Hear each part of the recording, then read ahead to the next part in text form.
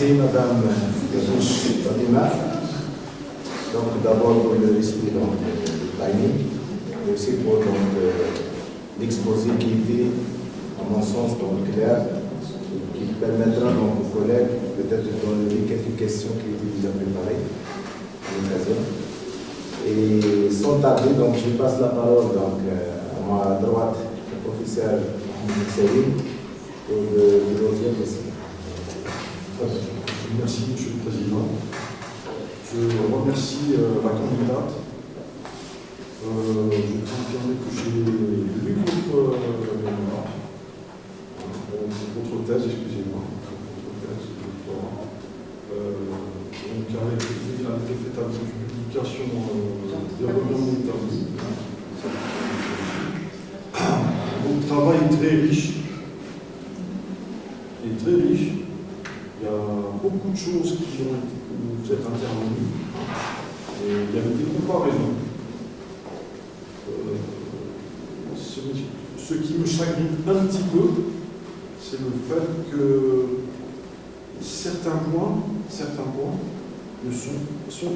sont très bien détaillés. Par exemple, la méthode cinématique pour les blocs rigides, elle est très bien détaillée. J'ai vu que c'est un travail parfait. Bon, je n'ai pas vérifié, bien sûr. Mais par exemple, pour certaines choses, vous laissez comme ça. Je peux comprendre, par exemple, pour Géosol, il aurait fallu faire, par exemple, un plus grand chapitre, pas seulement mettre l'organigramme, comment on calcule, mettre un petit peu, voilà comment il marche. Ça peut servir. Bon, je sais que tout le monde sait l'utiliser, d'accord, mais montrer un petit peu avec les images, par exemple, montrer certaines choses, ça suffit. Ça n'enlève en rien en la qualité de votre manuscrit. D'accord. Voilà. Alors, une chose aussi, alors, il y a point de vue fort, ça c'est le point de vue fort. Alors, il y a une petite erreur au niveau du tableau, d'un certain tableau. Alors, à la page 51, si vous pouvez y aller, à la page 51. Bon, c'est très léger. Hein.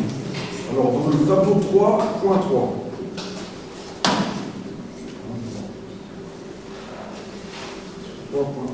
Page 51.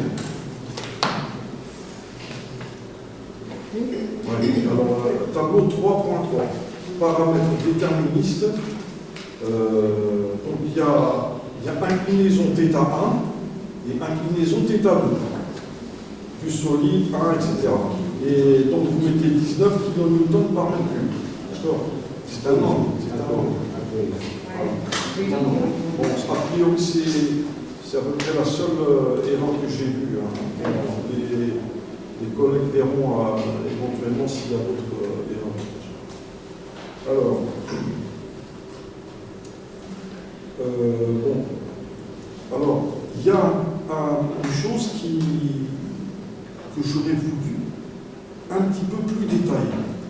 Parce que vous parlez de deux termes qui reviennent à chaque fois pour vos modèles. Alors, ces termes, c'est R-S égale 0. Donc, a priori, d'après vous, c'est très important. Ça vient de la méthode probabiliste. D'accord. Bon, vous montrez comment vous calculez pour la méthode cinématique, c'est très bien. Mais vous ne montrez pas comment vous déterminez R et S. Bon, je ne vais pas entrer dans le détail, mais il y a une méthode de calcul. Parce que vous avez fait un tableau et vous montrez là la valeur de R dans une colonne et la valeur de S dans une colonne. C'est très bien.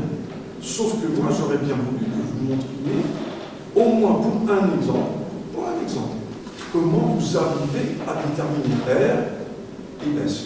Vous voyez ce que je veux dire? Oui, oui. Voilà. Pour que la personne qui ne connaît pas la méthode probabiliste se dise, voilà comment on fait.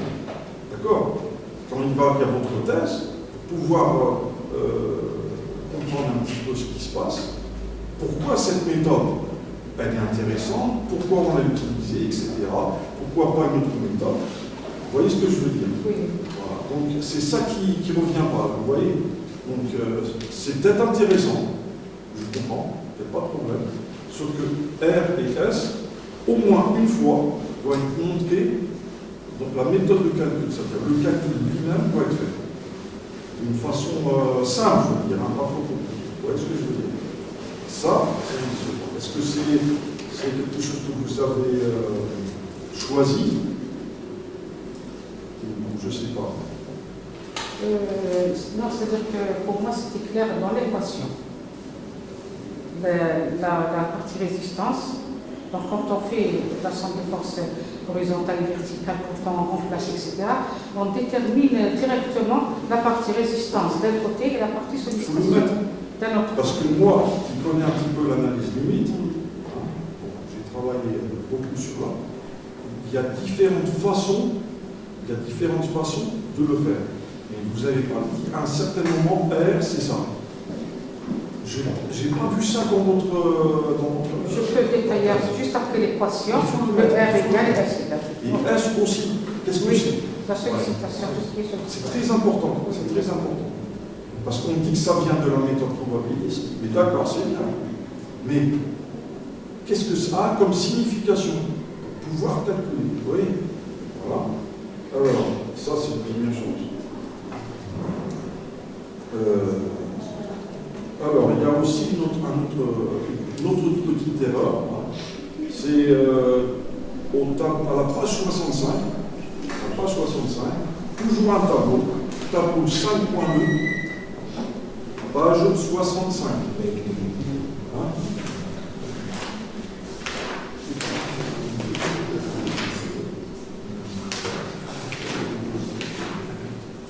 Oui, quel tableau? Alors, si vous regardez bien, 5.2. Troisième ligne du tableau. Paramètres déterministes.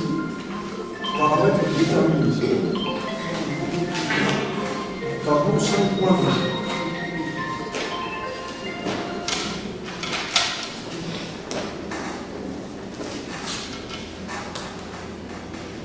Tableau 5.2. Oui. Oui.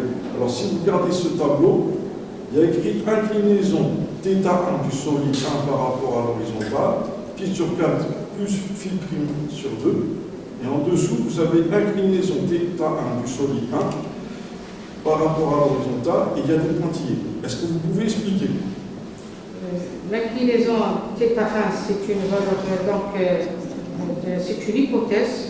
C'est Est-ce que c'est la même inclinaison? Non, non, c'est pas la même. C'est θ2. La deuxième. Oui. C'est θ2, donc il y a une erreur. Oui, oui. Il faut rectifier. Oui, je viens de la corriger. C'est θ2. La deuxième. Alors, c'est bien, la même chose. Alors, ça revient toujours à R et S. Dans le tableau 5.6, page 75, et 5.9, page 83. La même chose pour R et S. Alors, maintenant, en ce qui concerne la page 88. La page 88, figure 5.4.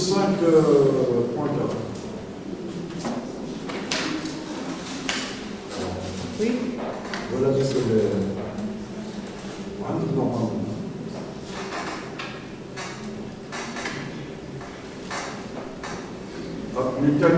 Mécanisme 3 solides.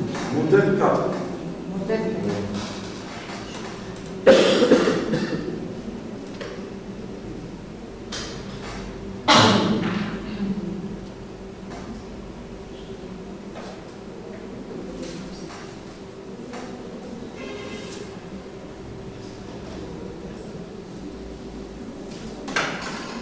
Celui-là?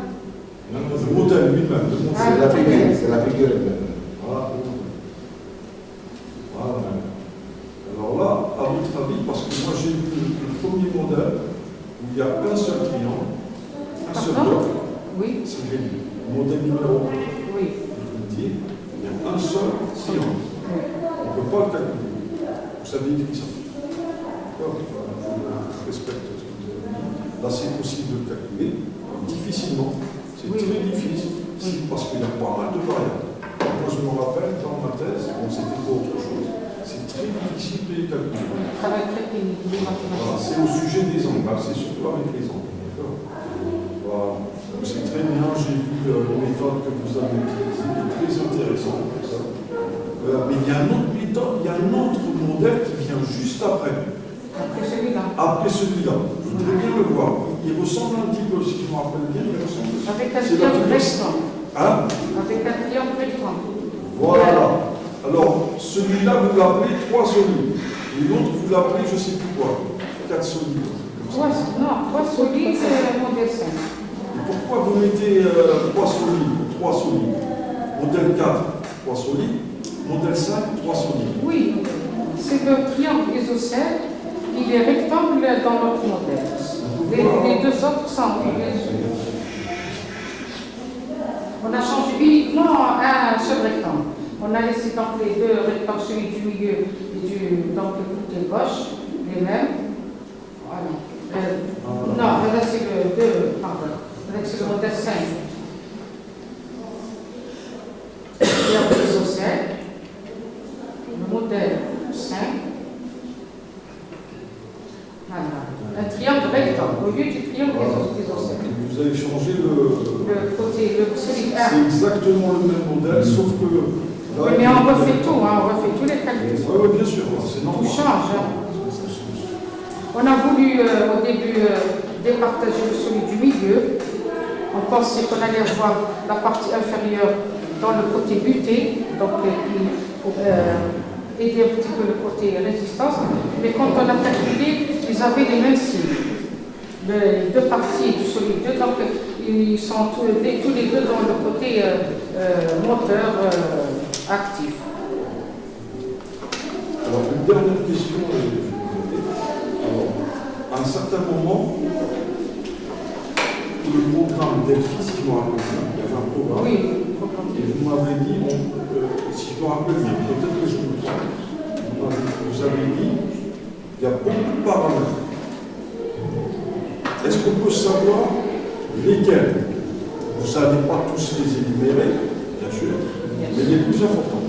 Qu'est-ce qui vous a bloqué pour essayer de... Vous voyez ce que je veux dire? Oui, oui, bien Parce sûr. que le problème en général qu'on fait ce genre de calcul, c'est dans le nombre de variables inconnues. Oui, c'est le grand nombre de variables inconnues. Justement, c'est pour ça qu'on a dû fixer certains paramètres comme déterministes, c'est-à-dire on les a fixés carrément, comme le poids volumétrique égal à 19, la largeur qui est égale à 5, la première inclinaison pi sur 4 plus supprime sur 2, donc c'est des inclinaisons qui dépendent de phi prime. Des variables aléatoires, c'est-à-dire des variables qui vont changer au fur et à mesure en fonction de la surcharge. Phi prime, c'est prime la surcharge, qui est aussi, elle a été variable, entre 10 et 100. Malgré tout ça, on a eu encore des θ comme inconnus. Le programme Delphi, il a servi à deux choses. Avoir les θ qui manquaient et avoir le R moins S égale à 0. C'est-à-dire avoir le R seul, le S seul, et en faisant la différence, on a pu donc sélectionner parmi des centaines de cas, ces cas-là qu'on a présentés comme des cas de rupture. Encore une petite question, si vous permettez, Monsieur le Président. Vous avez dit à un certain moment, pour la conclusion, vous avez dit la cinématique des solides, quand les solides sont petits, elles sont adaptées au glissement de talus. Oui. Alors, est-ce que vous avez tiré ça de la littérature ou alors de calculs que vous avez fait? Non, c'est les cas qu'on voit, les cas de glissement, c'est généralement des glissements, ce type de glissement, c'est-à-dire sous forme de solide, c'est des glissements qui sont avec N solides. Nous, on a pris 2-3 solides, mais on peut trouver une infinité de solides. Donc, on peut affiner le calcul. C'est vrai que le calcul va être très difficile, l'équation va être très complexe. Il faut établir un programme peut-être après de calcul, mais elle sera plus précise. Je vous remercie. Merci à vous. Merci, monsieur Xaoui. Merci. Votre avis, je me calme. Donc, je continue dans l'ordre qui m'a été désigné par l'administration. Donc, Madame Bouchard, donc à vous la parole. Sachant pertinemment qu'il fait mauvais, les sujets de juillet, ici, d'ici d'être Inch'Allah.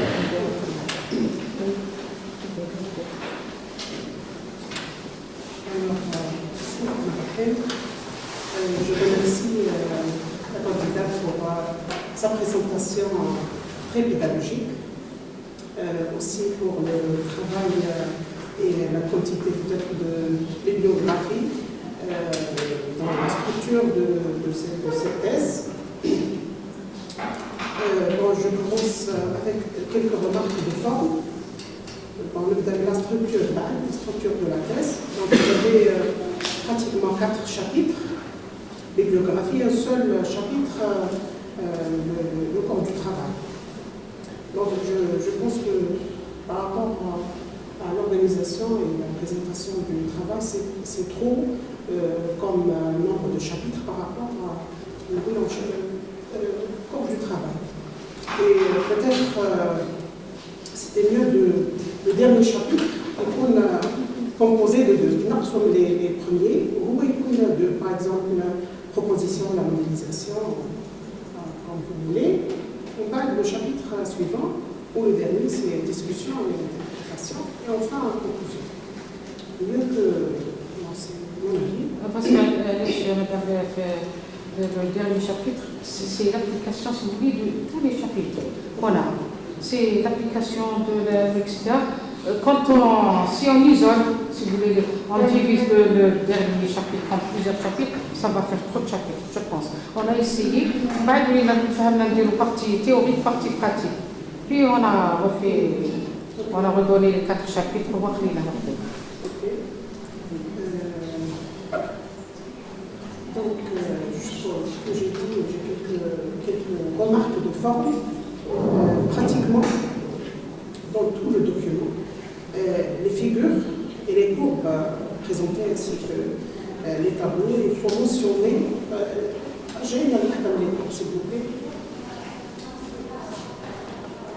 N'importe, voilà. Donc, généralement, dans les courbes, on présente le titre et on écrit. Pardon ? Les titres, les axes. Les axes, c'est comme par exemple facteur de sécurité, pardon. Écriture. Ah, en lettres. Voilà, écriture. Tout le document. Donc vous avez présenté le document, c'est pas. Je dirais là, je mets position de sécurité pour indice de fait. S'il y a unité ou parenthèse, etc. Ça ne va pas charger la courbe. Non. Si vous voyez, comme il y a les thèses.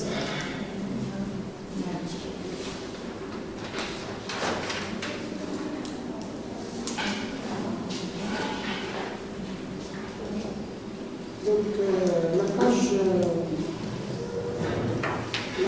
65, s'il vous plaît. 200. La page 65.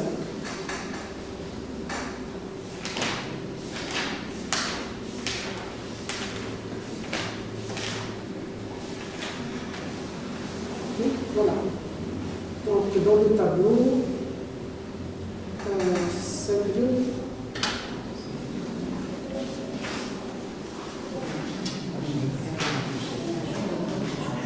largeur de la surcharge B.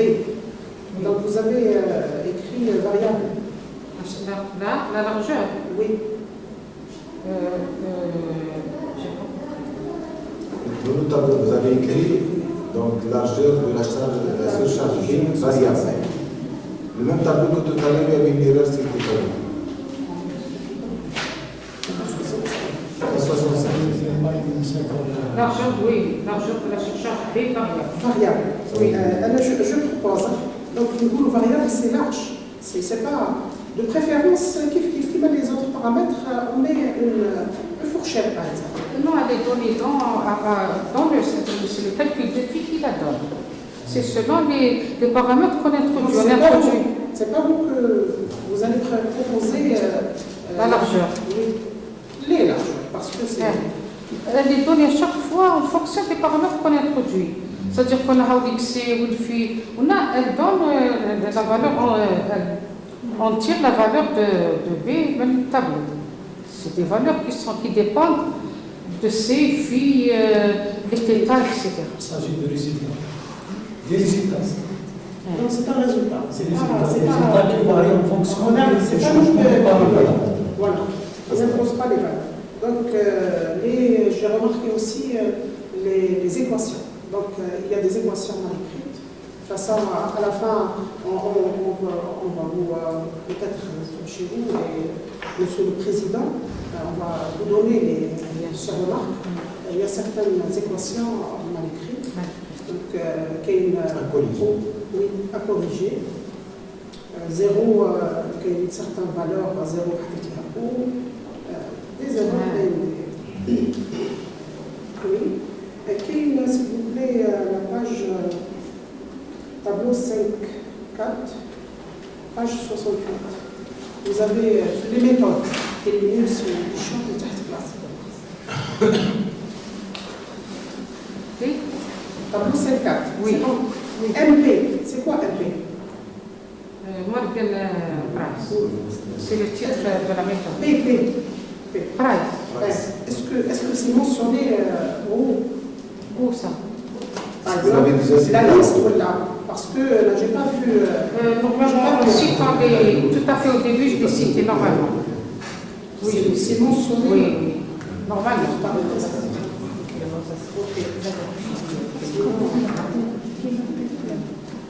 Aussi, toujours les remarques de forme, les références, vous avez présenté peu de références. Donc, la bibliographie, malgré que le parti est riche, presque plus de 50% pour la présentation des méthodes, avantages, etc. Mais les références, on trouve trentaine, je pense, donc c'est peu, mais... Madame, vous savez pourquoi? Parce que la probabilité est maintenant je les ai. Donc, je l'ai très loin là. Deuxièmement, moi j'ai fait mon travail et je l'ai terminé en 2010. J'ai fait une actualisation. Malgré ça, pendant 15 ans et 18 ans, il n'y a pas eu beaucoup de travaux réels, c'est-à-dire avec lesquels on peut comparer des résultats en probabilité, en mécanique des sols. En matériaux, oui, il y en a. Il y a eu des progrès, des articles, mais en mécanique des sols, maximum ça. Je vais vous proposer d'écrire, parce que il avait au début, à la fin, ils ne sont pas écrits, les références. Les références pas écrites. Par exemple, l'auteur, titre et point. C'est quoi ça? Est-ce que c'est un article, c'est un livre, la maison d'édition, même l'année, j'ai mentionné là, mais la majorité fait les références sont très mal. Oui. Donc, les références, les différents éléments nécessaires. Les unités kiff, par exemple, qui ne veut pas par tout à l'heure, M. Mexaoui a mentionné le même point. C'est bon, les unités, par exemple, qui nous tend par mètre 2 ou un mètre carré, là, pour les cas minuscules ou N majuscules, etc. Donc, il faut vérifier tout le long du document. Bon, je m'arrête là pour ces remarques de forme, mais j'ai peu de questions. À la page 69, vous avez dit, peut-être c'est un résultat de votre modélisation, mais en général, là-bas, au logiciel et à Cannes. Mais est-ce que c'est vrai, la surcharge n'a pas d'influence dans la stabilité ou l'étude du comportement de stabilité du talus? C'est une question. Oui. Non, on a dit qu'elle a peu d'influence. Si elle n'a pas d'influence du tout. Elle a peu d'influence, c'est-à-dire son augmentation, bon, la variation n'était pas très importante. On a pris un intervalle de 10 à 100. Pour cet intervalle-là, j'ai vu qu'il y avait peu d'influence sur les résultats. C'est-à-dire que les θ, les R et les S, pour des charges différentes, surcharges, maintenant pour 20, pour 80, pratiquement la même chose. Alors, peut-être qu'en augmentant la surcharge pour d'autres valeurs, peut-être qu'on verra qu'il y aura de l'influence. C'est un résultat qui ne concerne que mon travail. Ce n'est pas un résultat que je vais généraliser. À l'introduction, vous avez présenté au début, je pense au premier slide, les paramètres favorisant la moteur de la surcharge. Justement, elle a de l'influence, Michel. J'ai dit qu'elle avait peu d'influence dans tout ce que j'ai fait. Non, je vois, s'il vous plaît. Voilà, comme ça, Non, non, je sais ce que j'ai écrit, elle est belle, madame. J'ai pas de... Est-ce que peu ou la pas? Peu, normalement peu, mais si elle n'a pas. Là, je vais m'excuser. Oui. Aucune. Voilà. Aucune. Pas, c'est pas peu. Pourtant, là, tout à peu l'exposer. Peut-être le cas qui se trouve dans la page 60. Le cas du solide. Pour le mécanisme lourd. Le mécanisme lourd. Aucune influence. Par contre, pour les autres, il y a peu d'influence. C'est le résultat que... aucune influence, oui. Oui, aucune. Moi, je pensais que c'était la conclusion. Alors, c'était pour le mécanisme. La charge n'avait aucune influence. C'est des résultats de votre modélisation, mais je ne suis pas d'accord. Parce que la surcharge, là, c'est dans un talus. Même le sol est sec, si légère, humidité, ça va vous favoriser. Bien sûr, elle influence la nappe, c'est sûr. Un sol saturé ou humide ne se comporte pas comme un sol sec. C'est sûr que la surcharge elle a de l'influence, mais peut-être qu'arriver à certaines valeurs, le sol en lui-même, les grains de sol ont une certaine résistance. Ils vont supporter une certaine surcharge. La forme du talus, tout ça, ils vont supporter une certaine surcharge. Quand la résistance est dépassée, la surcharge cause des dégâts. Une dernière question concernant toujours la page 76, la courbe 5.3.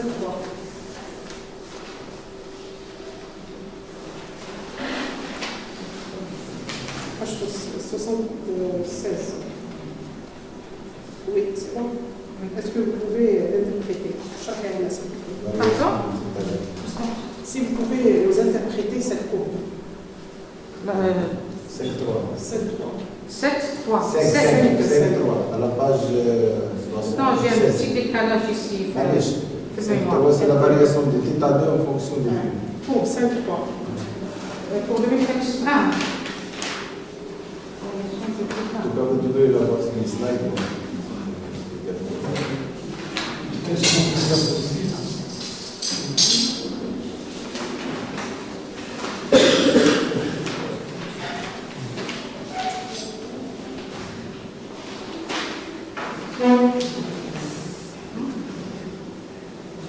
Donc, θ2 En fonction de...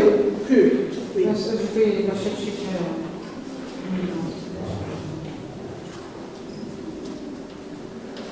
Normalement, c'est possible, si vous avez exposé le mécanisme 2 ici, le modèle mécanique, vous pouvez l'interpréter directement à partir du modèle. Le modèle 2, vous l'avez ici, c'est une diapositive. شوفي هنا خير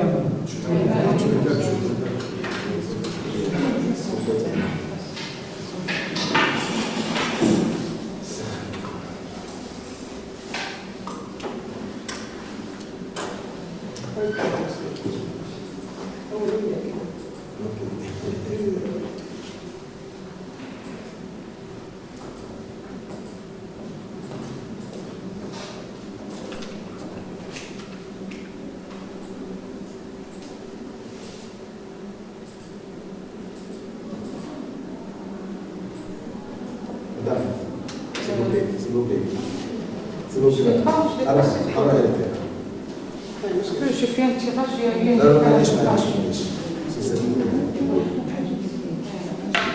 si vous pouvez m'expliquer la variation de θ2 en fonction de... Oui, donc la courbe pour les trois première valeur de la surcharge. Elle varie peu. Ensuite, on a une augmentation plus. Ensuite, il passe une partie constante, reste constante, ensuite ça chute. Donc ça confirme ce que je viens de dire. Donc le sol, il reprend la surcharge plus normalement possible. Dès qu'on atteint un certain seuil, une certaine limite de la surcharge, la résistance du sol chute. C'est ça. Donc on peut trouver plusieurs parties de comportement. Merci. Par ça, je termine, Monsieur le Président. Merci Madame, plus pour vos questions. Je continue donc avec Monsieur Abdelmajid Kouchouch. À vous la parole pour les questions qui restent. Donc, concernant le pouvoir de la caisse, votre exposé a été clair. Ça suppose que vous maîtrisez votre sujet. Il n'y a pas de doute. Toutefois, il y a certaines remarques. Concernant la forme, il y a un petit décalage sur le sommaire. C'est la page modèle stochastique, page 94, non pas la page 87. Donc il y a un léger décalage sommaire. Le sommaire du 94 et le 87. Il faut faire la mise à jour de votre sommaire par rapport à la c'est automatique, ça se passe comme ça. Concernant les références, vous avez 36 références. Et sur les 36 références, vous avez à peu près 20% des références récentes. C'est-à-dire entre 2018 et 2021. Les 80% le vrai, bon, je vais vous détailler. Hein. Vous avez entre 2000 et 2009, 27% à peu près, entre 90 et 99, 20%, et les autres, c'est des anciennes références.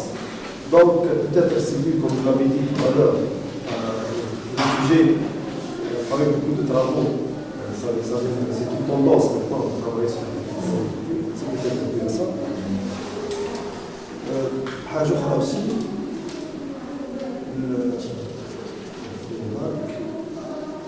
alors, la page 34.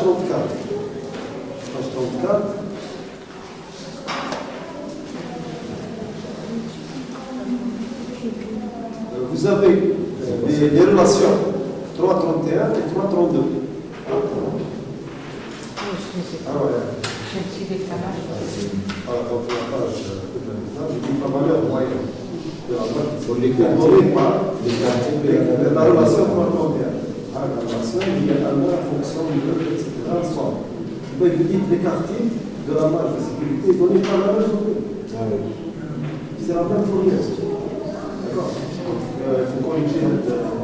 C'est pratiquement la même formule. La moyenne et les quartiers, c'est pas la même chose. les quartiers, c'est la 3. Voilà. C'est 3.33. Bon, et puis, c'est sur la page 39 aussi, vous avez un truc, bon, c'est plus à la page, je pense. Page 39. Vous avez mis, en introduisant la fonction indicatrice I de X, vous avez des canons qui apparaissent, je ne sais pas. Je pense que c'est I de X. C'est une incompatibilité c'est des symboles qui m'apparaissent à l'expression. Bon, on va passer côté ça a été relevé par M. Bexaoui, c'est concernant l'unité de départ. Page 44, il y a un doublon de produits sur les formes. Page 44. Voilà. Toujours, hein. La valeur moyenne. Le quartier, c'est la même chose, c'est la même formule que sur le cas. C'est le même cas que tout à l'heure. C'est le même cas que tout à l'heure.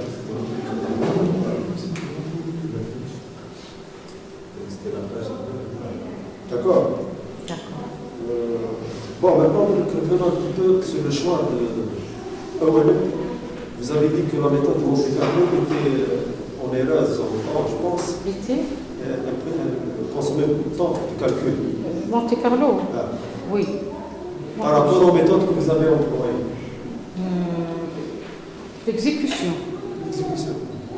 Je pense pense que là aussi, vous avez Non, un c'est temps de non. calcul qui n'est pas négligeable. Hadith, elle consomme beaucoup de temps la résolution de l'équation.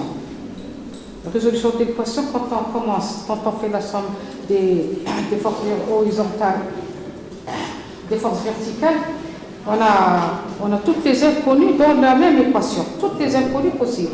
Donc on essaie de réduire le nombre d'inconnus en remplaçant tel paramètre en fonction de tel paramètre, etc. Donc on a eu des dizaines de transformations trigonométriques à gérer. Par contre, la Monte Carlo, c'est l'exécution dans le logiciel. Dans le logiciel. Où la simulation est facile. Facile. Voilà, elle est très facile. Vous avez programmé votre... Oui, elle est très facile. On choisit un modèle, une pente, etc. On introduit dans un logiciel. Par contre, elle est plus pénible à faire. C'est manuel, comme ça. Pour le choix des lois de distribution, vous avez la loi normale, la loi log normale et la loi extrême. Oui. Et sur quelle base pourquoi vous avez opté pour telle ou telle loi? Pour tel ou tel paramètre? Vous avez dit que la charge Q c'est extrême, et Oui. l'autre log normal, l'autre Oui. normal. Voilà. Pour être honnête, on les a trouvés dans la littérature. Il y a plusieurs propositions, plusieurs auteurs qui ont proposé ça, mais au moins ils ont fait des études. C'est selon le type du paramètre. Par exemple, le normal, je peux l'utiliser pour tous les paramètres possibles. Par contre, le normal, je ne peux l'utiliser que pour des paramètres qui croient, des paramètres qui n'acceptent pas de valeur négative, etc. Donc c'est selon... Le log normal, c'est la multiplication des paramètres indépendants. Il y a beaucoup de paramètres qui sont indépendants. Là, on peut utiliser la log normale, et c'est votre cas. Parce que c'est le choix, il dépend du type du paramètre et les travaux qui ont été faits. C'est-à-dire le chiffre d'Akbar. Vous êtes basé sur la littérature? Oui, bien sûr, parce que pour établir une loi, il faut faire des centaines d'essais. C'est des statistiques.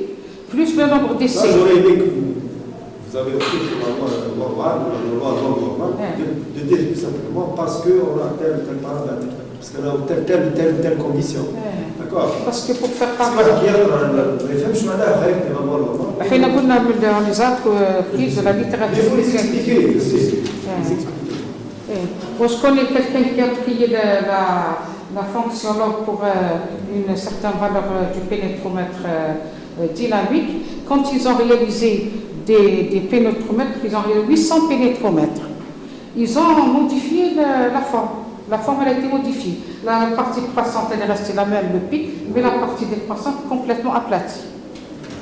Donc comment ils font sur leur sol, là on a plus. Le choix des paramètres, par exemple, pour les couples de paramètres CFI, prenez 40,0, 40,0, 35,5, 30,10, 25,20. J'aurais aimé par exemple 40,0, par exemple, 40,0, vous fixez le nombre de frottements, 40,0, 45, 40,10, 41, pour voir un petit peu l'effet de la variation de la cohésion. C'est un choix à faire, oui, c'est une Vous variable. avez choisi, est-ce qu'il y a un couple qui va... Ils sont inversement proportionnels. Plus le phi est grand, C est petit, oui. Ils sont inversement proportionnels. On ne peut pas fixer 40 et prendre maintenant 30 phi. On ne peut pas. On ne peut pas prendre maintenant phi égale 40. Bien sûr, ils sont inversement proportionnels. Je ne peux pas prendre maintenant phi 40 et C 30, c'est impossible. Plus phi augmente, C diminue, le contraire est juste. Parce que tout simplement, un bel qui fait aussi la résistance des... Mais on peut faire une étude paramétrique, c'est un choix à faire. On fixe, pour la recherche, on fixe C par exemple, il faut varier le flux pour l'index. Mais avec des précautions à prendre. Il faut être logique. Le choix des formes, des solides. Les formes des solides, oui. La géométrie. Isocèle, rectangle, travail, sur quelle base qu'est-ce qui vous a incité à choisir ce type de forme? Justement, l'idée de Bihar, c'était Voilà, je un trapèze, voilà, je sais pas. Non, il faut pas. D'autres exemples. On ne peut pas avoir de trapèze et tout parce que le calcul sera incontrôlable. Deuxièmement, le modèle c'est à peu près le prisme formé par la fondation, uniformément chargé. On a la formation d'un prisme sur la fondation. On a opté pour ça, M. Benabed. On a fait varier les autres. C'est pour donc Hadja connu dans la mécanique des sols et aussi pour les angles. C'est le truc de rempli, à la poussée, tout ça, ils sont connus. On s'est basé sur ça au début, où les autres inconnus étaient déterminés. On peut, le choix que vous avez fait par rapport à la géométrie, on peut encore diviser le triangle en d'autres triangles. On peut aller plus loin, faire le nombre de triangles, et ça va nous rapprocher un petit peu. Mais ça va faire un calcul très Donc peut-être qu'il faut programmer ça. Oui, il faut justement faire un programme de calcul. Voilà, je vous remercie. Merci. Je passe la parole au président. Merci M. Chéris pour vos questions. Donc là, il faut bien noter les remarques parce qu'il y a un annexe 6 qui doit être signé par moi-même qui doit contenir la limite de toutes les remarques. Bien sûr, il n'y a pas de problème. Parlons d'annexe. Il n'y a pas d'annexe. Si. Le kitchen annexe.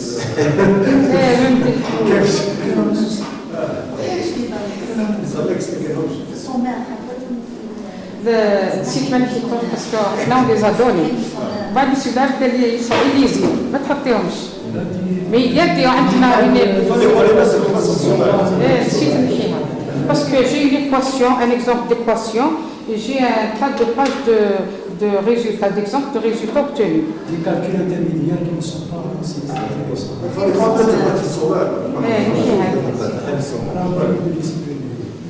Alors, on termine donc, bien sûr, avec les membres du jury, avec bien sûr la petite membre du jury des membres du jury, Fatima donc, Benamara, qui va donc procéder, Fatima Zota, bien sûr,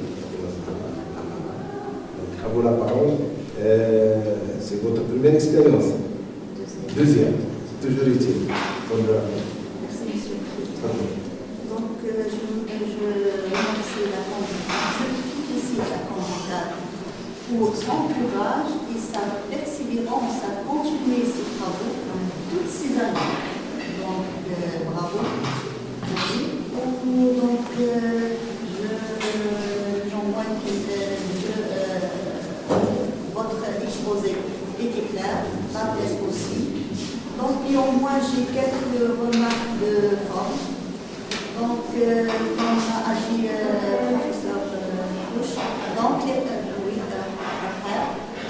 références, il y a des références. Il y a plein de références dans le manuscrit, mais ils n'ont pas été cités dans les références. Il y a plein de références. Donc, il faut citer les références à partir de références, tout simplement. Donc, les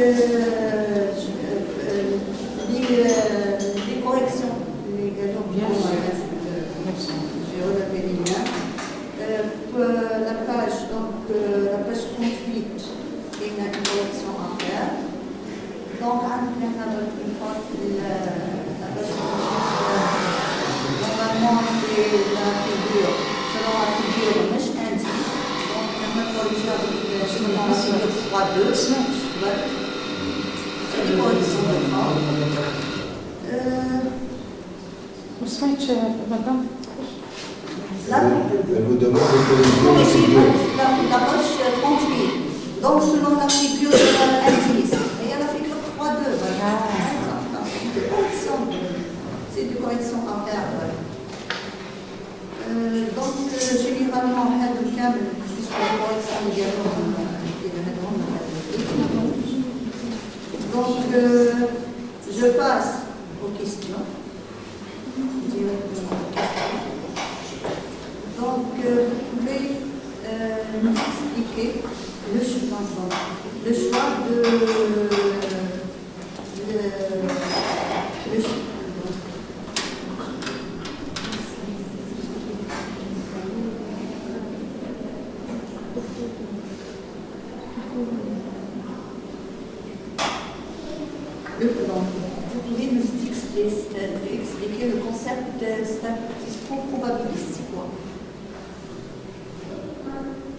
Le concept, Vous êtes basé sur oui, le concept statistique ou probabiliste, c'est un concept qui tient compte de la variation des paramètres. Et c'est ce qui nous intéresse. On a eu l'habitude donc de calculer avec les méthodes déterministes, c'est des méthodes qui considèrent un cercle unique et un coefficient de sécurité global, et qui ne tiennent pas compte de la variabilité des paramètres, C, phi, etc. Par contre, le concept probabiliste, il tient compte de la variation des paramètres. Donc, on a des coefficients de sécurité propres à chaque paramètre, on a un coefficient qui donne une estimation réelle de la rupture. Donc, il tient compte de la variabilité des paramètres. C'est ça le concept. Basé sur, bien sûr, basé sur des fonctions de distribution, des paramètres très importants de l'indice de sécurité, et la rupture, les quartiers, etc. Et la fonction de probabilité de rupture. Donc, sur la page 65, donc vous avez choisi des coefficients. Sur quelle base vous avez c'est le tableau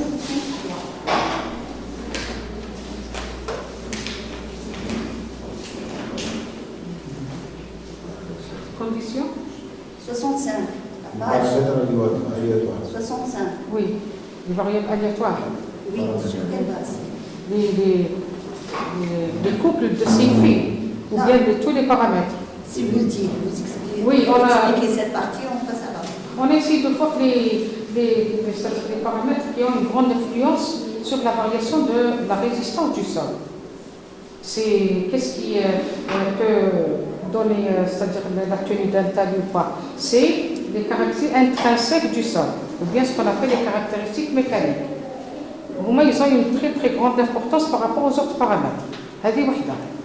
La deuxième des choses, la surcharge, malgré qu'on a dit qu'elle a peu d'influence, mais c'est sûr quand on a un changement matériel des conditions initiales d'un talus en augmentant une surcharge, il y a rupture, donc elle a son importance. Il peut volumer.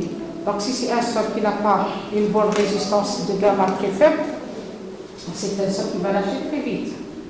Le gamma, il a une importance. Donc on a essayé de prendre des paramètres qui ont une très grande influence ou bien une importance primordiale dans le comportement du talus. Donc pour les couples, 40-0, 35-5. C'est un choix qu'on a bien sûr fait la littérature, on a trouvé plusieurs couples, plusieurs valeurs. On a pris ce choix-là parce qu'il reflète bien les valeurs moyennes et le rôle qu'il y a, la relation qu'il y a entre les deux, C et phi. Donc je reviens au tableau 5.3 pour les coefficients de variation. Oui, on les a pris de la méthode forme du logiciel appliqué sur vous. Pouvez-vous nous expliquer le logiciel Zuvan? Oui, bien sûr. Il marche, comment se font les calculs? Comment se font les calculs à l'intérieur? Qu'est-ce qu'on fait? Mais c'est un schématique, mais je peux vous dire sans voir l'organigramme. Donc, qu'est-ce qu'on fait au début? On fait, bien sûr, on marche c'est un truc qui marche en Turbo Pascal, le logiciel. Turbo Pascal. Ensuite, on introduit donc la fonction, l'équation, R-S, on l'écrit avec les symboles. Bien sûr, il faut que le logiciel est un Turbo Pascal. On a dû écrire toutes les fonctions. Ensuite, on fait introduire tous les paramètres, le W, l'expression aussi écrite par le langage. Ensuite, on fait le choix de la fonction, sa fonction normale, etc. Et on fait rentrer aussi si on nous demande d'autres paramètres en plus. Là, on laisse le logiciel travailler, et après, on a le bêta et le phi. C'est ça, en grand. C'est les grandes lignes du logiciel. Comment vous avez... On fait varier, bien sûr les paramètres variables. مثلا الأول نحطو 40-0, il nous donne les résultats. Ensuite je change 35-5, il nous donne les résultats, etc. C'est des itérations qu'il fait. donc les paramètres. Bien sûr. Le programme ensuite il est compilé, Oui. et en turbo pas. Oui. Et c'est la compilation. Donc, j'ai une question.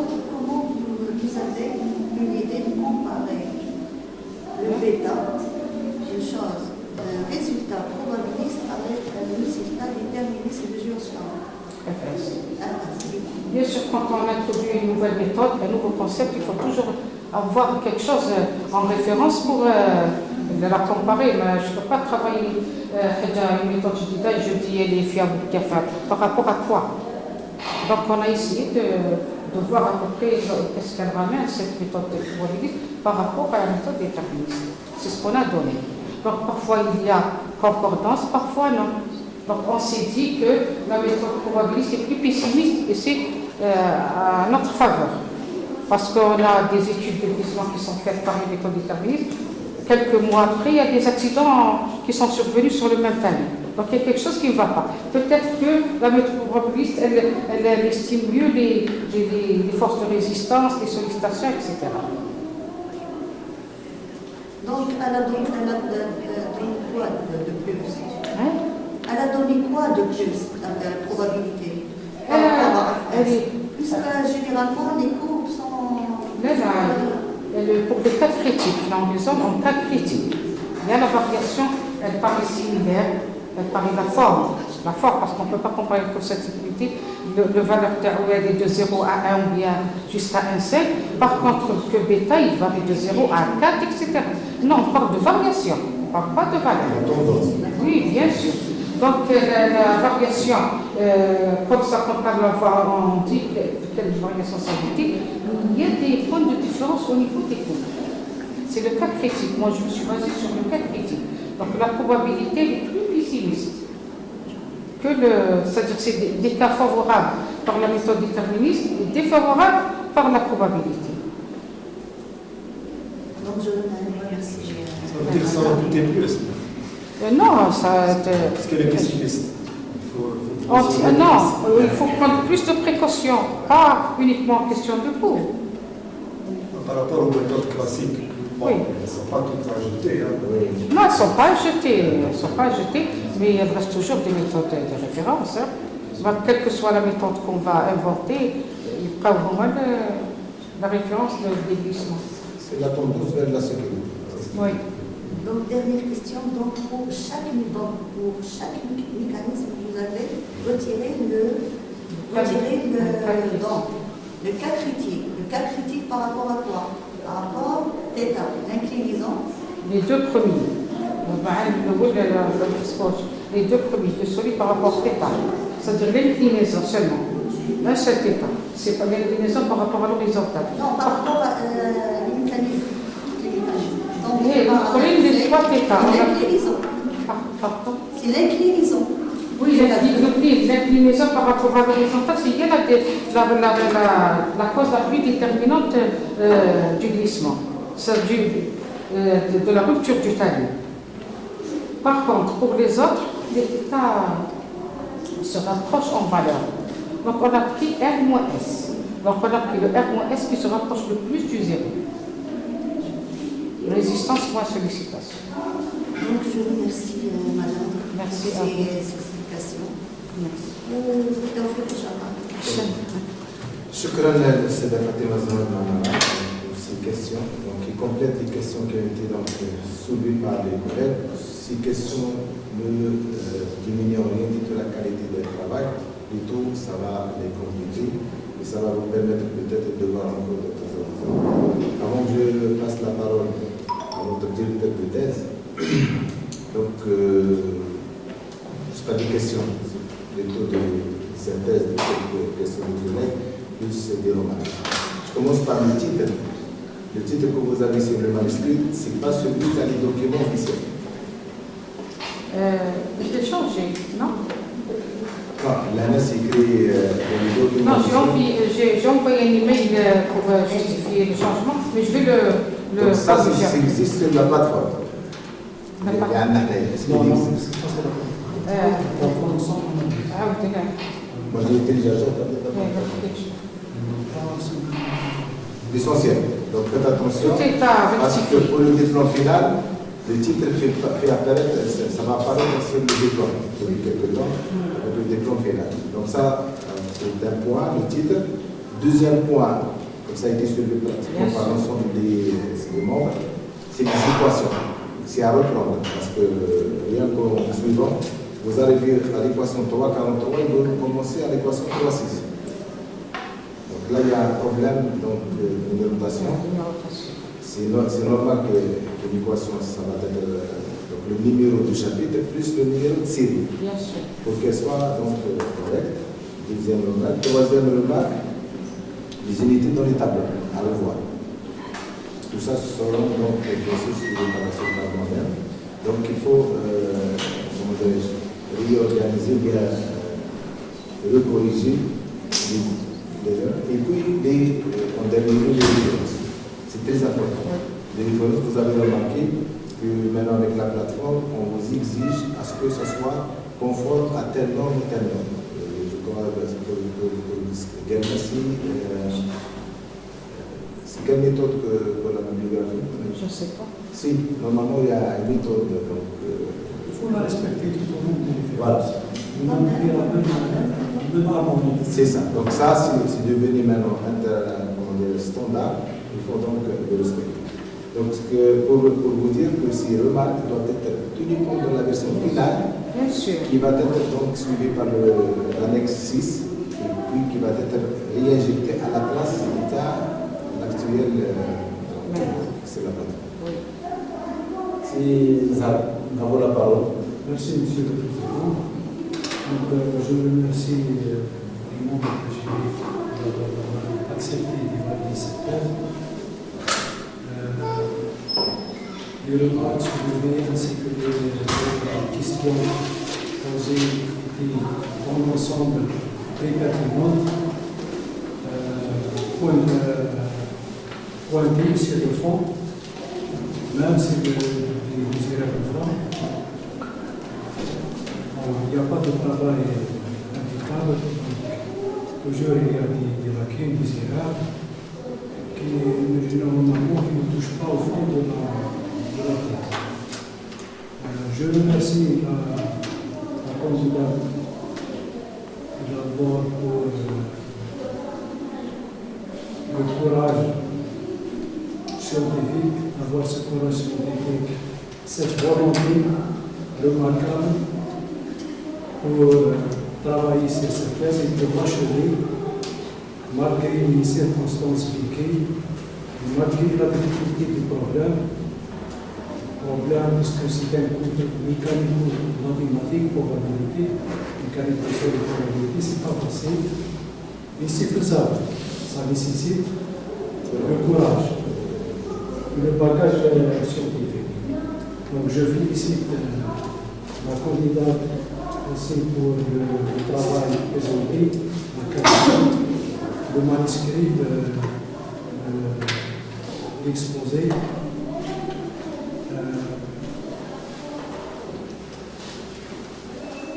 Concernant les remarques, puisque le sujet traite, c'est un de la deux volets. Il y a le problème mécanique du son et il y a le problème de probabilité.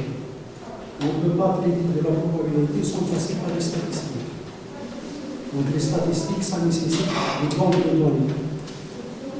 Ça nécessite de donner des expériences, des résultats pour arriver à faire une conclusion concernant la variation de chaque paramètre. Est-ce que ce paramètre est variable? Est-ce qu'il est déterministe? Est-ce qu'il accepte une variation d'une fonction locale, log normal, spirale, extrême? Tout cela, donc on a, pour nous, ce n'était pas l'objectif principal de cette thèse. On a utilisé l'outil probabiliste pour arriver à notre objectif. L'objectif de tirer le mécanisme, le modèle mécanique de tir le plus crédible. À travers la variation, surtout de la variation de l'inclinaison des lignes de rupture. En utilisant cette approche comme moyen de comparaison. Donc, on est arrivé en fin de compte à des résultats qui sont acceptables.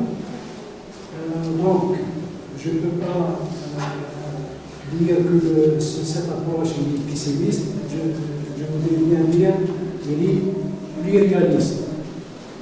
Pessimiste, c'est le pessimiste, c'est-à-dire en l'abandon. La préférence est plurialiste, il y a des valeurs qui sont proches de la réalité. Malgré les hypothèses simplificatrices, les hypothèses mathématiques, ceci aussi est acceptable pour chaque méthode. Qu'est-ce qu'il y a encore? Maintenant, donc, je félicite aussi la candidate, elle a bien répondu aux questions globales. Les résultats ainsi obtenus constituent une base de référence pour les travaux qui vont suivre pour le futur. Merci, Monsieur Bilali, donc, je ne sais pas si on reste ici. On doit rester ici. Donc, pour délibérer, donc, nous appelons l'assistance à quitter la salle en attendant